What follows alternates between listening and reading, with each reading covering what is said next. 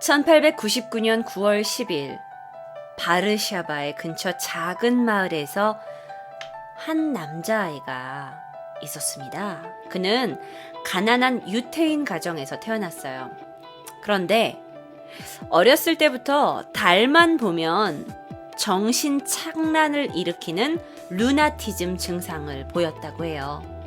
달만 보면 미쳐가는 거죠. 그런데 부모가 열성적으로 얘를 이제 치료를 한 거야. 정신적으로 얘가 제대로 살아날 수 있게. 그래서 그 병세가 많이 호전돼서 종교학교를 다니기 시작했다고 합니다. 그런데 이 볼프 메싱이라는 사람이 학교에서 공부를 하다가 어느 날 쟤는 이런 생각을 하고 있네? 선생님은 지금 이런 생각을 하고 있네? 그런데 그들이 말하지 않아도 그들의 생각을 읽을 수 있다는 것을 알아냈어요. 그런데 그들의 생각을 읽는 것에 그치지 않고 그들을 마음에 조정할 수도 있는 거예요. 그러니까 그들이 지금 공부가 재밌다라고 생각하면 아니 공부는 재밌지 않아 라고 내가 텔레파시를 넣으면 그쪽에서 그렇게 생각하는 거예요. 그러다가 이제 얘는 학교 수업에는 관심이 없어요. 볼프메 씨는. 그러다 보니까 얘가 학교를 떠나게 됩니다. 그리고 나서 어느 날 집에서 도망쳐서 그냥 무작정 기차에 올라탔어요. 그리고 학교에서 도망치고 동네에서 도망칩니다. 그런데 그가 올라탄 기차가 베를린으로 가는 행이었어요. 그리고 객실에 숨어들어서 그는 잠이 들었죠. 네, 여러분 여기서 어떤 상황 나올 거로 예상되시죠? 여기서 어떤 상황 나오겠어? 자, 객실에 티켓이 없이 숨어들었다면 이제 기차표 검사하러 다니시는 분이 다니잖아요. 그분이 다닌 거예요. 그래서 그분이 이 꼬마애한테 온 거야. 티켓 내놓으라고. 그때 그가 티켓 한 장을 내밉니다. 여기요 하고 내밀었는데 그건 바닥에 떨어진 그냥 하얀색 종이였어요. 그런데 그 종이를 마음속으로 그 조사하시는 분한테 그 차장한테 이것은 티켓이다라는 텔레파시를 보냈다고 해요. 그리고 실제로 그 차장은 이것을 정상 티켓으로 보고 아무런 문제 없이 베를린에 도착할 수 있었다는 거죠. 그가 길거리를 헤매면서 이제 일자리를 찾고 베를린에서 삶을 사려고 합니다. 아직 나이가 어린데도 불구하고요. 그런데 뭐 잘 되나? 겨우 잡일을 하면서 살아가요. 그러다가 너무 배가 고파서 길에서 졸도를 합니다. 그러다 보니까 거린 수용소에 들어가게 돼요. 그러니까 거지 수용소에 그가 들어가게 돼요. 그런데 거기에서 자신을 상담해주던 정신병 전문의 아벨 교수를 만나게 되죠. 아벨 교수와 대화를 나누던 도중 볼프메깅이 이 사람한테 내가 가진 능력을 보여줘도 되겠다라고 생각을 합니다. 그래서 그에게 자신이 가진 초능력의 시범을 보여줘요. 아벨 교수가 깜짝 놀란 거죠. 그래서 그때부터 이제 이 사람은 그 정신병 전문이니까 아무래도 심리학에 대해서 많이 알고 있잖아요. 그때부터 이제 이 볼프한테 여러 가지 실험을 해요. 그러면서 그 시험을 통해서 볼프에게는 텔레파시, 독심술, 심리 조종 능력이 있다는 것을 알게 됩니다. 게다가요, 그는 그가 원하면 언제든지 이 트랜스 상태라고 한대요. 근데 그 트랜스 상태가 뭐냐면 과거와 미래를 한눈에 내다볼 수 있는 그런 예언 능력까지 가지고 있다는 것을 확인합니다. 그런데 지금 당장 그걸 가지고 있는 것으로 뭐 할 거야? 먹고 살아야 되잖아. 그러니까 이 아벨 교수가 얘를 너 그냥 일단 이 기술을 가지고 거리 마술사로 먹고 살 수 있다라고 얘기를 해준 거예요. 그래서 얘가 공연을 하기 시작합니다. 그런데 이 공연이 초능력을 실제로 갖고 있으니까 공연이 굉장히 인기가 많아져요. 그래서 그가 16살 때 처음 해외 공연을 가게 됩니다. 그게 어디였냐면 비엔나였어요. 유럽 곳곳을 돌아다니죠. 자, 어떤 공연들을 보여줬냐면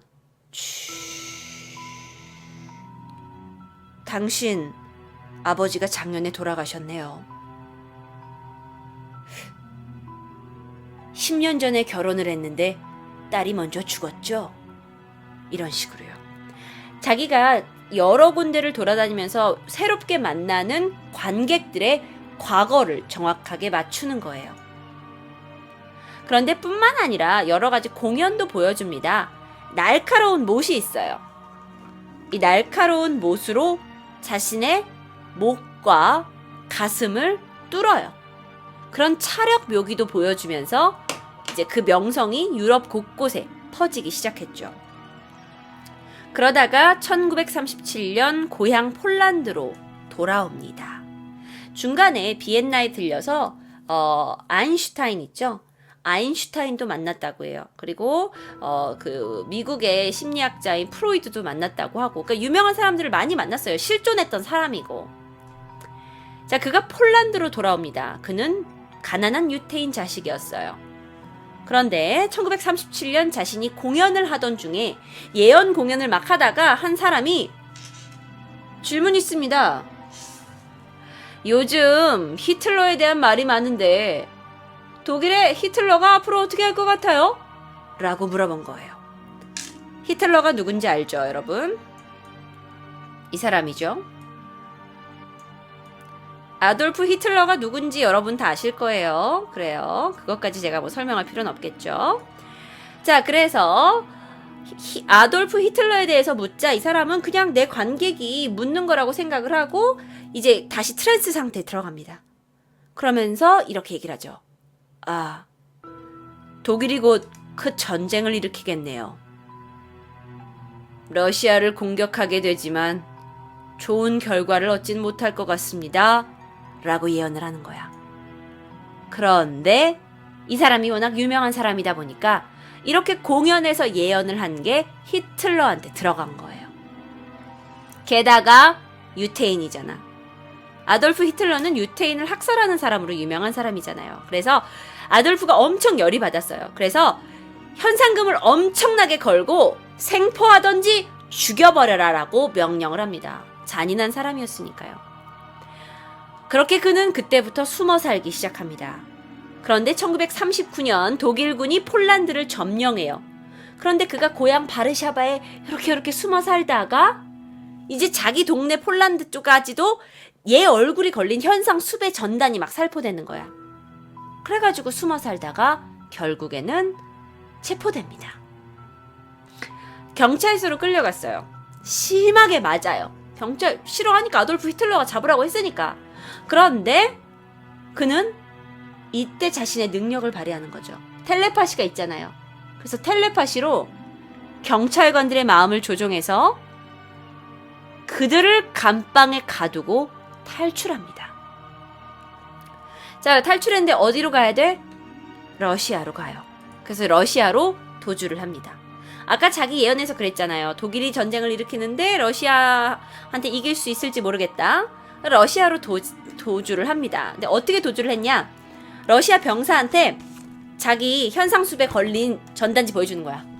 나는 아돌프 히틀러가 나를 쫓고 있다. 나는 너의 적이 아니다. 나는 이 사람한테 쫓기고 있기 때문에 난 러시아로 망명해야 된다. 그리고 러시아에 들어가게 돼요. 자, 러시아에 살게 된 그는 또다시 먹고 살 게 걱정이 됩니다. 뭐 해요? 거리 공연을 해요. 초능력을 가지고 거리에서 사람들한테 물건 없어지는 거, 염력을 보여주면서 겨우겨우 생존을 해요. 똑띠예요. 어쨌든 그 초능력이라는 게 생존 능력이 돼버린 거예요. 이 사람한테는 먹고 사는 데 있어서 전쟁 시대에서도 사람들은 어쨌든 신기한 걸 구경하고 싶어 하니까요. 자, 그래서 이렇게 막 겨우 생존을 하고 있다가 비밀 경찰한테 연행됩니다. 어느 날 비밀 경찰이 얘를 몰래 잡아가요. 그런데 그 몰래 잡아간 사람이 누구였냐? 바로 이 사람이에요. 누군지 아는 사람. 누구야? 이거 되게 역사 이야기야. 그렇죠. 스탈린이었어요. 와, 똑똑한 사람 되게 많다. 스탈린이. 코스요 마제 스탈린이에요. 스탈린이 그를 잡아갑니다. 자, 그래서 모스크바로 가게 돼요.